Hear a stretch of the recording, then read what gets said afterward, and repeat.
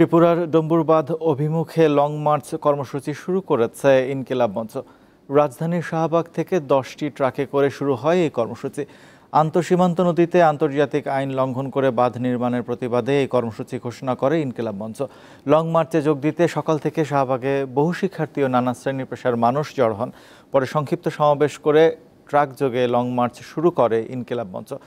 ভারতের পানি সন্ত্রাসের প্রতিবাদে অতি দ্রুত তিস্তা মহাপরিকল্পনা বাস্তবায়নের উদ্যোগ নেয়া, জাতিসংঘ পানি প্রবাহ কনভেনশন 1997-এর দ্রুত অনুস্বাক্ষর করা ও আন্তঃসীমান্ত নদীর নতুন তালিকা প্রণয়নের উদ্যোগ নেয়া সহ মঞ্চের পক্ষ থেকে 5 দফা দাবি জানানো হয়েছে। আন্তর্জাতিক সকল আইনে কোনো আন্তঃসীমান্ত বা আন্তর্জাতিক নদীতে কোনো একক দেশ একতরফাভাবে কোনো বাঁধ নির্মাণ করতে পারে না। আমাদেরকে না জানিয়ে, আমাদেরকে না ডেকে তারা একের পরে এক বাঁধ নির্মাণ করেছে। অতি সত্বর সেই বাঁধগুলো আন্তর্জাতিক কমিউনিটিকে নিয়ে, আন্তর্জাতিক ফোরামকে সাথে নিয়ে উচ্ছেদ করতে হবে।